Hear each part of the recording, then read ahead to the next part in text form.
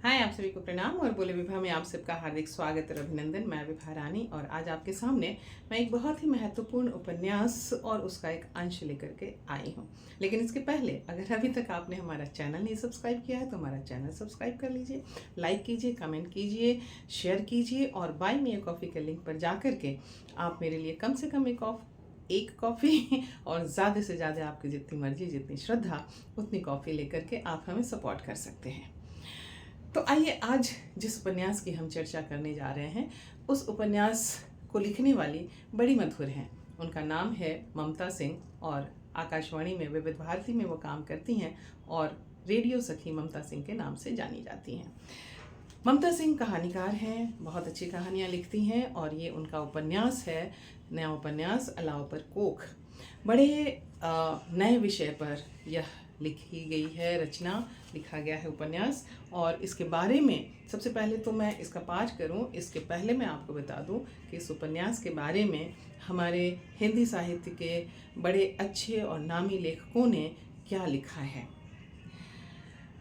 धीरेन्द्र स्थाना बड़े सुप्रसिद्ध वरिष्ठ कथाकार हैं। उन्होंने लिखा है, IVF तकनीक के जरिए कृत्रिम गर्भाधान में हुए भारी कर्ज को चुकाने के लिए अपने अंडे बेचकर पैसा अर्जित करने के अनूठे विषय पर है ममता सिंह का पहला उपन्यास।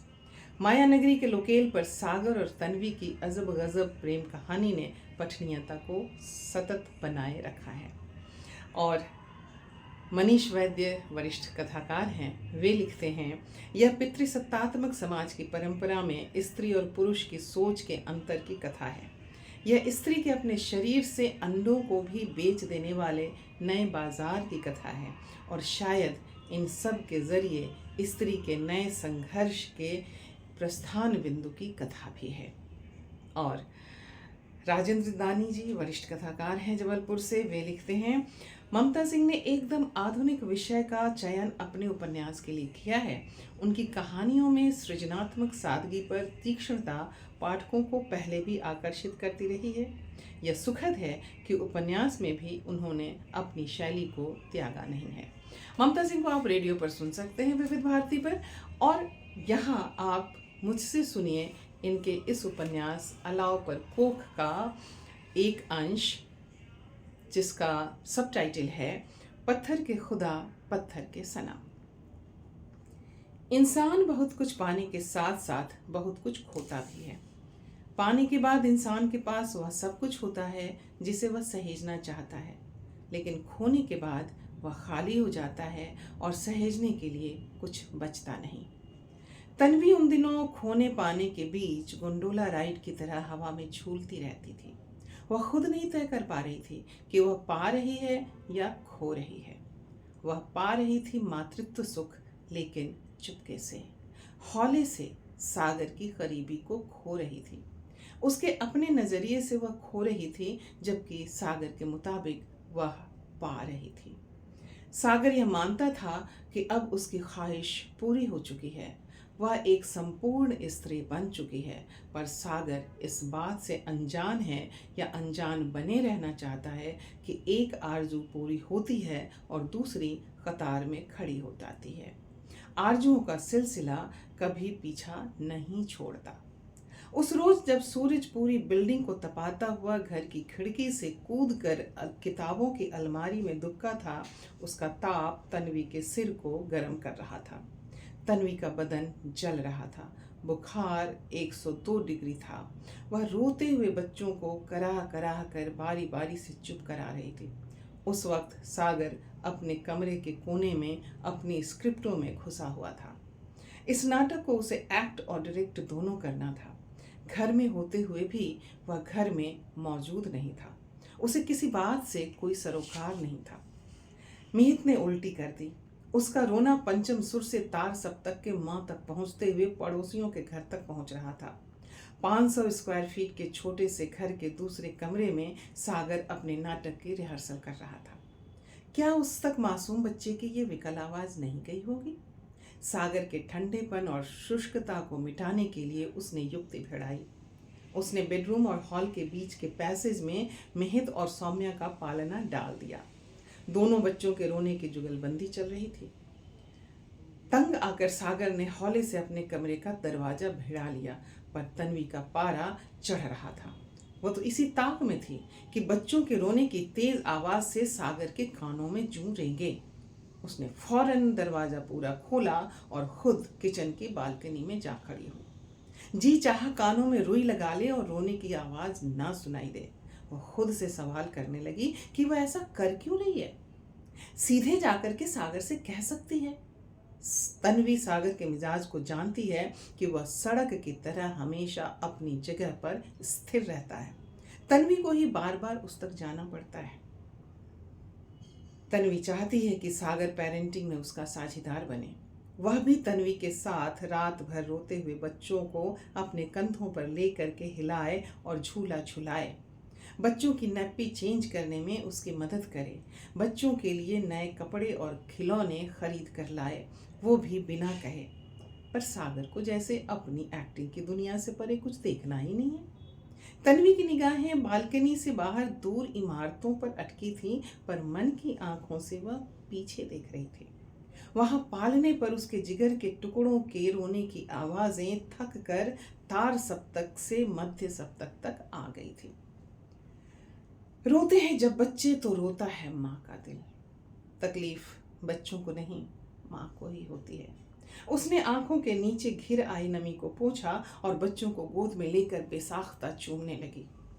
सागर, सागर, तुम इस मुफतिया काम में इतने मशगूल हो कि तुम्हें इन मासूमों के रोने की आवाज तक नहीं आई, जबकि इनकी आवाज पूरी बिल्डिंग में गूंज रही है। तुम्हारा जोर इन दिनों सिर्फ पैसों पर रहता है। पैसों के अलावा भी जीवन है, क्योंकि अब हमें फिर से पैसों की जरूरत है। बच्चा पैदा करने में ही हम सारे पैसे खर्च कर चुके हैं। नाटक से बच्चों का लालन पालन नहीं हो पाएगा।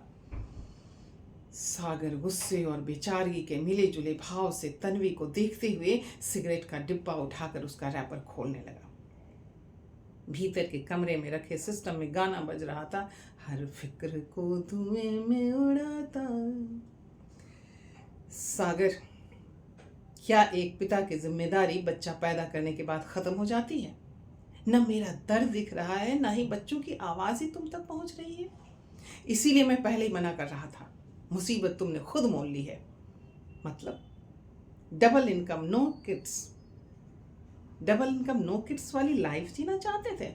फिर तो तुम्हें शादी नहीं करनी चाहिए थी, प्रेम भी नहीं करना था।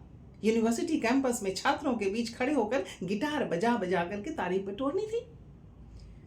तन्वी का इतना तल्ख रूप देखकर सागर हैरान हो रहा था। नहीं पता था प्रेम करने का इतना बड़ा खामियाजा भुगतना पड़ेगा। क्या मने तुम खामियाजा भुगत रहे हो? तन्वी के ये शब्द हवा में गूंज कर रह गए। उसे पता भी था कि इस सवाल का सागर पर कोई असर नहीं पड़ेगा। तुम्हें दिखाई नहीं दे रही है मेरी व्यस्तताएं? सागर की आवाज अब काफी ऊंची हो चुकी थी। खूब दिखाई दे रही हैं। जो तुम नहीं दिखाना चाहते हो वह भी दिख रहा है। व्यस्तताएं तो तब भी थी जब हमारी धूसर शामें भी रंगीन होती थी। सुबह मुस्कुराती हुई आती थी। मुरुड जंजीरा का वो दिन याद करो जब हम समंदर के रास्ते वीरान और विराट किले में बैठे थे। हमारी हंसी, कहकहों और छेड़छाड़ से गाइड उकताकर बहाने से चलता बना था। हमें भी भला उसकी जबरदस्ती की जानकारियों में कौन सी दिलचस्पी थी। तन्वी के होठ सागर से कुछ कह रहे थे, लेकिन उस वक्त वह उन दृश्यों को वापस जी रही थी। नीला आसमान समंदर पर उतर आया था। समंदर की ऊंची लहरें किले के मेहराब को छू रही थी। ऐसा लग रहा था जैसे अगली लहर के साथ ढेर सारा पानी मेहराब के रास्ते किले में घुस जाएगा और हम दोनों को बहा ले जाएगा। किले के द्वार से सटी पाल वाली नाव और उस नाव पर सवार नाविक क्या उन दोनों को बचा पाएंगे? और नहीं बचा पाए तो घर वालों को खबर भी नहीं होगी। अखबार में एक खबर छप जाएगी। नहीं, ऐसा कुछ नहीं होगा। ये सारी कहानी मेरे मन में तब चल रही थी जब तुम्हारा वो अर्जेंट सीन लिखने के लिए आ गया था। तुम्हारी उस व्यस्तता में भी हमारी जिंदगी हसीन थी। तन्वी की आवाज की तलखी में उदासी भी घुल मिल गई थी। अतीत हमेशा वर्तमान नहीं हो सकता। समय का घुमावदार होना ज़रूरी है, वरना इंसान रुक जाता है और हमें रुकना नहीं है। यह कहते हुए सागर ने बेपरवाही से अपना चेहरा कागज़ के पुलिंदों में गड़ा लिया। तन्वी उस दिन जैसे अपनी ज़िंदगी के लम्हों का हिसाब करने बैठी थी। सागर के हाथ में मौजूद स्क्रिप्ट पर तन्वी टेबल पर रखा इंक पॉट खोलकर पलट देती है और स्क्रिप्ट के कई पन्ने नीले रंग में नहा लेते हैं। इससे उसका बुखार तो कम नहीं हुआ, लेकिन गुस्सा थोड़ा ठंडा जरूर हुआ। सागर हतप्रभ रह गया। क्यों किया ये? पागल हो गई हो? नहीं, पागल थी, अब होश में आ गई हूं। तुम्हें पता है तुमने क्या किया है? पूरी स्क्रिप्ट पर स्याही पुत गई है। धीरे से तुम अपनी जिंदगी पर भी स्याही छिड़क रही हो। कल इस नाटक का फाइनल रिहर्सल है, कहां से लाऊं ये स्क्रिप्ट? उसके एक एक शब्द से आग बरस रही थी। तो जी हाँ, ये इस उपन्यास अलाव पर कोख का एक अंश था जिसे ममता सिंह ने लिखा है और यह प्रतिबिंब से प्रकाशित हुआ है। आपकी मर्जी हो तो आप इसे पढ़ सकते हैं। एकदम एक नए विषय पर यह उपन्यास लिखा गया है। ममता को ढेर सारी बधाइयाँ। और आपको अगर लगता है कि मैं कुछ आपके मन का भी लिख पढ़ सकती हूँ, तो आपकी कविताएं, आपकी कहानियाँ, छोटी कहानियाँ या किसी और की कहानी, किसी और की कविता या किसी और के उपन्यास का अंश जो आप भेज सकते हैं, तो आप ज़रूर कमेंट बॉक्स में भेजें। अगर आपका है तो अपने नाम के साथ भेजें। अगर किसी और का आप लेकर के दे रहे हैं तो उनका नाम आप ज़रूर मेंशन करें। और अगर उनकी परमिशन है, अगर वो जीवित हैं, उनकी परमिशन है तो उनकी परमिशन के साथ भेजें। और अगर आपकी है तो आप अपने नाम के साथ भेजें। मुझे अगर लगता है कि वो मेरे मन मिजाज के मुताबिक है वह रचना, तो मुझे पढ़ते हुए खुशी होगी आपके लिए और अपने सभी दर्शकों के लिए, श्रोताओं के लिए, अपने सभी बोले विभाग के सभी दोस्तों के लिए। और मैं ज़रूर पढ़ूँगी। तब तक के लिए आप हमें इजाज़त दीजिए। नमस्कार, बाय बाय। लेकिन हाँ, अपना ख्याल रखिएगा, क्योंकि आप हैं तो हम हैं। नमस्ते, बाय, प्रणाम।